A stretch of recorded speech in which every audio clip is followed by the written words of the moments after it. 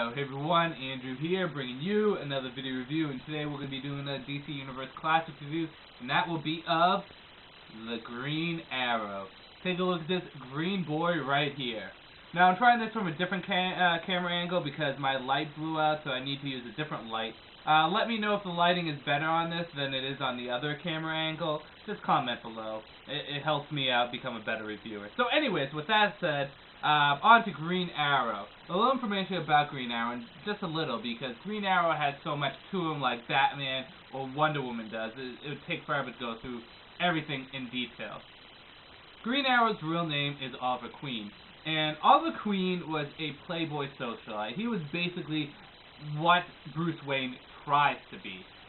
Tries to make his image to be. You know, he throws money around like it's nothing, fucks a girl left and right, has a different car for every day of the week, has no care in the world. He is such a carefree individual. Really taking life for granted, and then while on his yacht, he's thrown overboard and stranded on an island. So in order to survive on this island, and he was at this island for a long time, a few years I believe, but to survive on this island, he fashioned a bow, and used his bow as his main tool for hunting or for traveling or any sort of activity. This was his main utensil, his main tool. And it is on this island that he crafted his skill as an archer. Eventually he gets off the island and he goes back to Star City, and there he attends a costume ball, which is he attends as Robin Hood. And the costume ball is interrupted by some criminals, but Oliver Queen thwarts them with his bow, and because of the rush he gets from this, he decides to become a vigilante named Green Arrow. Now, a lot happens in Green Arrow's career.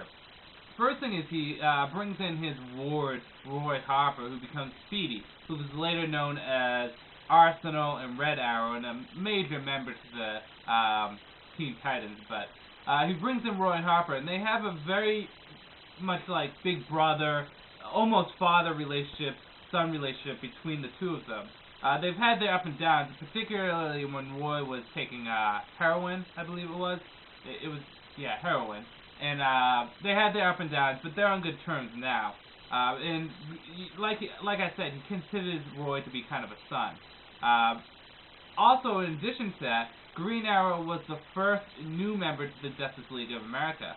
When the Justice League of America was first created, its first 7 founding members created it, Green Arrow was the first member to be inducted when they started bringing in new members.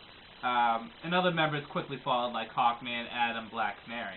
While on the Justice League, he grew strong relationships with Batman, Green Lantern in particular, and a romantic relationship with Black Canary, he's been on again, off again, on again, off again, on again, off again, up and down, left and right, on again, off again with. So, they've had a turbulent relationship. Eventually they do marry after the Infinite Crisis. Green Arrow's also died and come back to life, which is kind of the theme of the time. And he also has a son named Connor Hawke, who was the second Green Arrow. Green Arrow's current activities is he is still married to Black Canary, and he's joining back up with the Justice League of America because, to my knowledge, he's only been on the original Justice League team. He was on the original Justice League team. I don't remember him being on International. He wasn't on JLA, although he did appear on it, just not as a member. And he wasn't on the 1 year later team. Although I think he was part of Justice League, Task Force or Elite? I believe he was on that, but anyways, he is now back in the Justice League of America. Powers and ability-wise, Green Arrow, the name says it all. He is an expert archer.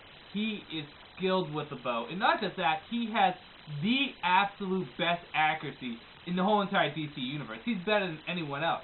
He's even better than Batman. And to say that you're better at Batman at something is pretty big, but barely better than Batman. Green Arrow can hit any target, anywhere, at any time, any place, at any distance. He's just that good. He rarely misses. In addition to that, he's a above-average hand-to-hand combatant. He can hold his own in a fight. He's actually very skilled. Although I consider him more of a mid-tier fighter. He's definitely not among the greats like Wonder Woman, Batman, Lady Shiva, Black Canary, Dick Grayson, you know, Cassandra Cain, David Cain, and those sorts. But he's definitely within the realm of being above average mid-tier fighter. He's also skilled with not just a bow, but other weapons. I believe he was in a sword fight with Jason Todd and successfully won that fight, so he's pretty skilled with weaponry. No superpowers at all. He's a normal human being. But Green Arrow is a pretty cool character. I really like him. I must admit, though, I like the concept of Green Arrow more than I like the character of Green Arrow. I like the concept of an archer going around with trick arrows, you know, explosive arrows, and punching glove arrows, and, you know, boxing glove arrows, and, you know, all these different kind of arrows. I think it's really cool. It kind of, you know, it makes me feel like I'm playing Zelda, whipping out my ice arrow, and then my bomb arrow, and then my fire arrow, and light arrow. I like the concept more. I really do like Oliver Queen, don't get me wrong, I do. But the one thing that keeps Oliver Queen from being higher on my list of my favorite heroes, my favorite comic book characters, is, and everyone has to admit to this because it's the truth, Oliver Queen is a huge dickhead. He's an asshole. Like, that asshole song was made for him. He's a complete cunt. I mean, really, he is a total douchebag. Oliver Queen, and he admits to it, too. He knows he's a douchebag. There's been many instances he's been a douchebag to a lot of people. I'll take out two instances. One is when Hawkman came back, and he got into Hawkman's business about Hawkgirl, and he was lecturing Hawkman about how to deal with things. Hawkman's like, it's not even your business. What the fuck are you doing? And he's just like, you know, you shouldn't be pursuing her. She's 19. He's like, have you died several times and have to search for your one true love, only to die again and again and again? No, shut up, Green Arrow. And Green Arrow kept on mouthing off, so finally Hawkman backhanded him. It was pretty funny. Another instance is he gave shit to Batman after Identity Crisis, and even afterwards, he said sorry to Batman. Batman doesn't hear it. He says it under his breath, but, I mean, he knows he's a dickhead. He's also cheated on Black Canary a few times, I think. But, I mean, that's one minor fault. I still like Oliver Queen. I still love Green Arrow. Really cool character. And, you know, a must-have on any Justice League team. So with that said, let's talk about the figure itself. Take a look at this guy. Now, Green Arrow is one of the figures I really wanted them to come out with, and definitely one of the figures from his particular wave that I wanted to pick up the most. Now, just to let you know, I actually didn't pick up the Build-A-Figure Green Arrow. I got the 75th anniversary Green Arrow, you know, the ones that they're trying to make look like the superpower lines, the boxes at least. So he doesn't come with the Build-A-Figure, but fuck that, it's Chemico. I don't care about him anyways. Got a stand, using a stand for Green Lantern, but he's definitely one of the figures I wanted to get the most. Him, Black Canary, along with a few others like Deadshot and Black Adam I want to get too, but I saw him in my comic store without any accessories, and I was going to get, you know, I was excited, but I mean, I'm not going to get this guy used with no accessories. Why the fuck would I get Green Arrow without a bow and arrow? It's like getting Batman without a cape. That's just ridiculous. It's stupid. So I went for a Black Canary, and I wanted her more anyways, but I was really upset I couldn't find Green Arrow because, with the exception of a few stores, no one sells any DC Universe Classics anymore where I live. So I finally found him yesterday, and I picked him up, well, yesterday for me, probably like a week when I posted this up. I got him along with Cyborg Superman, and I have to say I'm very impressed and I'm very happy. He lives up to the expectations that I held for him. However, that doesn't mean that he doesn't have bad parts to him. Let's talk about the good. First of all, I like the look that you used for Green Arrow. In my opinion, there's technically 3 Green Arrow costumes. There's the original Robin Hood-ish costume, the golden half Silver Age costume. Then there's the Silver Bronze Age costume created by Dennis O'Neil when he started taking over Justice League and Green Arrow and Green Lantern and stuff, which is this costume, which is my favorite. And then there's the one with the hood. Again, there's probably more, but as far as my knowledge, there's basically those 3s with variants of the sorts. But this is my favorite Green Arrow's costume. It just looks fucking badass. It really does.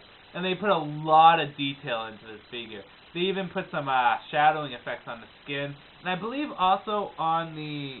Oh, no, it's just the skin. But they put some shadowing effects on the skin and the hair. And they really went above and beyond when it comes down to this mold. It's pretty much a brand new mold at every point.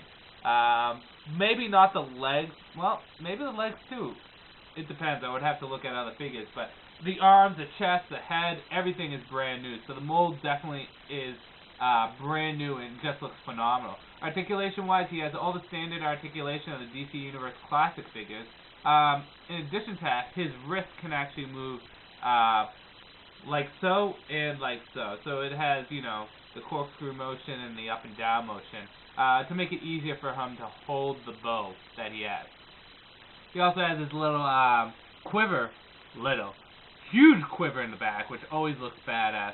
My one complaint with the quiver is it would have been nice if they used a few different colors, or even a darker green on the arrow tips there, because if you look at, I'll take up one of the trick arrows, I mean, it has a darker green than this, so it would have been nice if they did that, or at least put some silver in. But other than that, I mean, the mold just looks really nice. It really does. Look at the little feather. Look at that, and look at the little goatee. Look at, oh, that is just ridiculous. The only complaint I have with the mold is just how the head's positioned.